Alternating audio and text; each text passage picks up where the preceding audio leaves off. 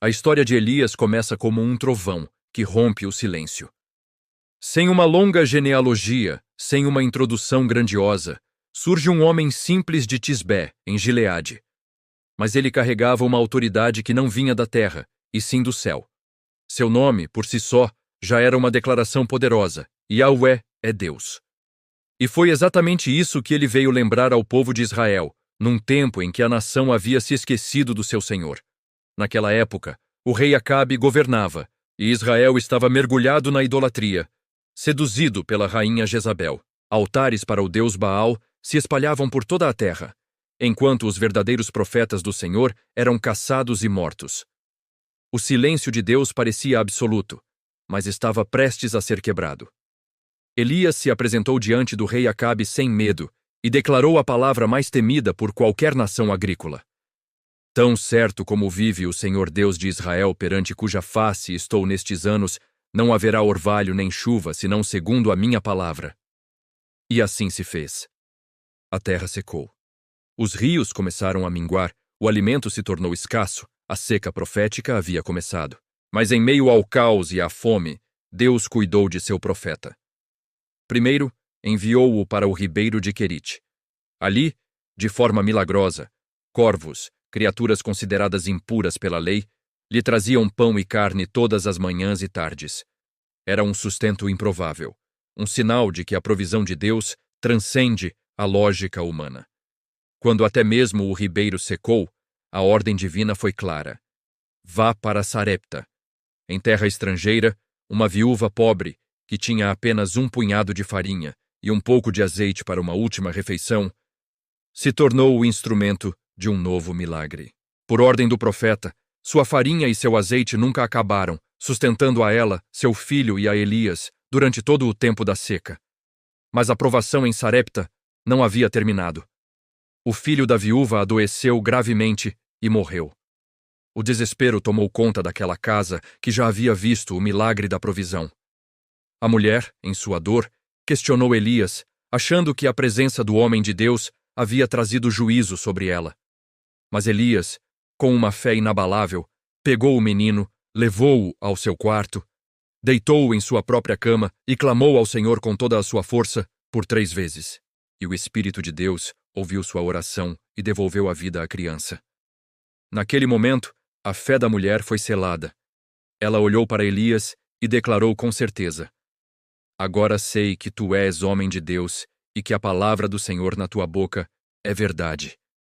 Deus não estava apenas sustentando seu profeta, estava preparando-o para o maior confronto espiritual da história de Israel.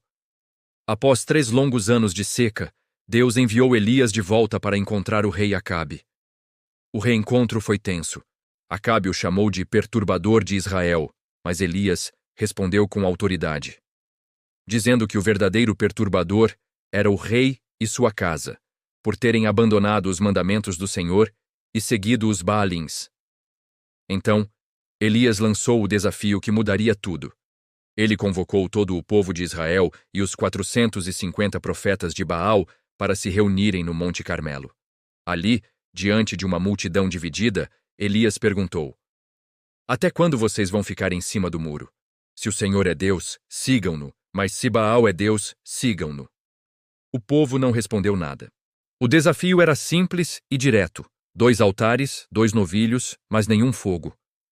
O Deus que respondesse com fogo dos céus, esse seria o verdadeiro Deus. Os profetas de Baal começaram. Eles clamaram desde a manhã até o meio-dia. Gritaram, dançaram, invocaram o nome de Baal, mas não houve resposta, nenhuma voz, nenhum fogo. Elias, observando o desespero deles, começou a zombar. Gritem mais alto! Talvez ele esteja meditando, ou ocupado, ou viajando. Quem sabe esteja dormindo e precise ser acordado. Humilhados, os profetas de Baal chegaram a se cortar com facas e lanças, em um ritual desesperado, mas o silêncio do céu foi sua única resposta. Então, chegou a vez de Elias. Ele não construiu um novo altar.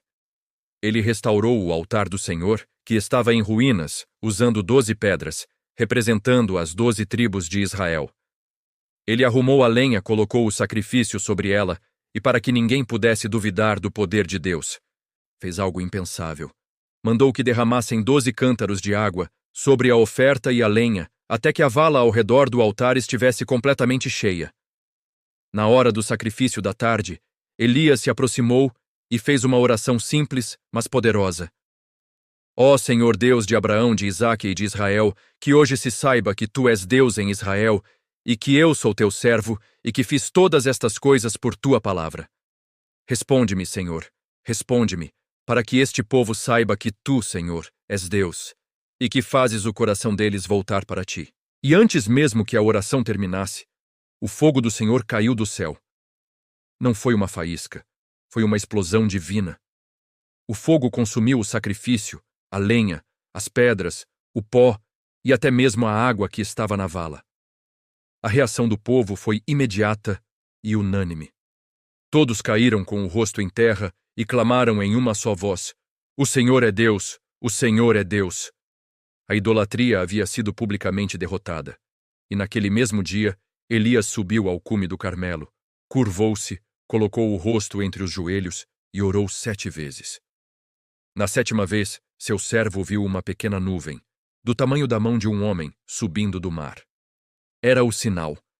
Logo o céu se encheu de nuvens escuras, o vento soprou e uma forte chuva caiu sobre a terra ressecada.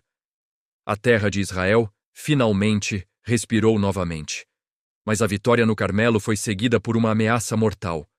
Quando a rainha Jezabel soube o que Elias havia feito com seus profetas, ela jurou matá-lo. O mesmo homem que enfrentou um rei e 450 profetas, agora, exausto e amedrontado, fugiu para o deserto para salvar sua vida. Ele caminhou um dia inteiro, sentou-se debaixo de um zimbro e, em total desespero, desejou a própria morte. Ele orou: Já basta, Senhor. Tira a minha vida, pois não sou melhor do que meus pais. Ele havia chegado ao seu limite, mas Deus não havia terminado com ele. Enquanto dormia, um anjo o tocou e disse: Levanta-te e come. Havia ali um pão cozido sobre brasas e um jarro de água.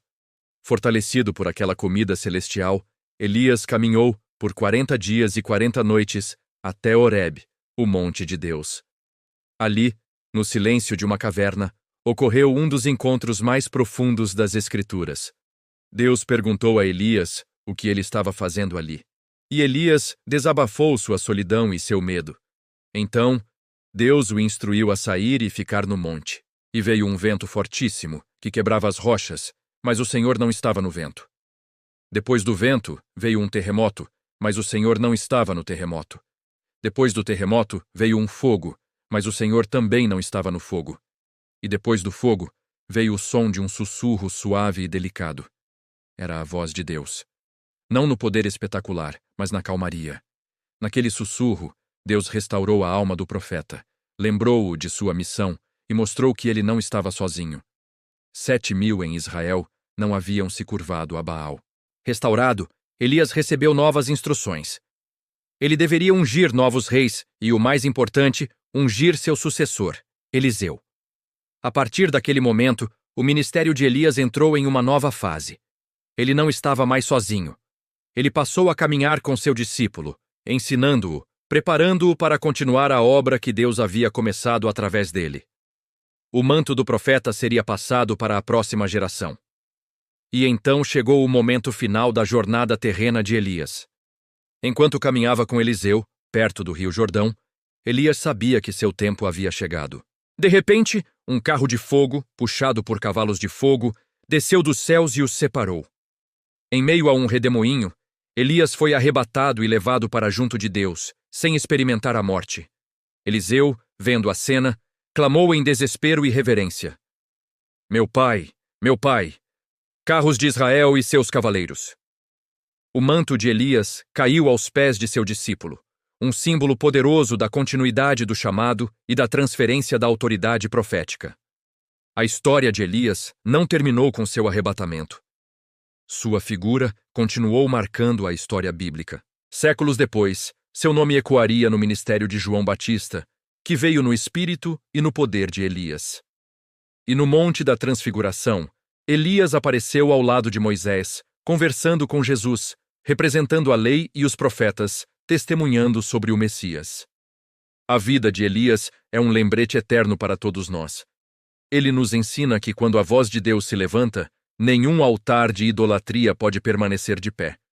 Nos mostra que quando o fogo de Deus desce, o impossível se torna real e corações são transformados. E acima de tudo, a jornada de Elias prova que quando Deus chama alguém para uma missão, ele também o sustenta, seja com corvos no deserto, com o sussurro suave em uma caverna, ou com a promessa de que nunca estamos verdadeiramente sozinhos. Obrigado por assistir. Se esta história te inspirou, deixe seu like, se inscreva no canal e compartilhe este vídeo. Até a próxima!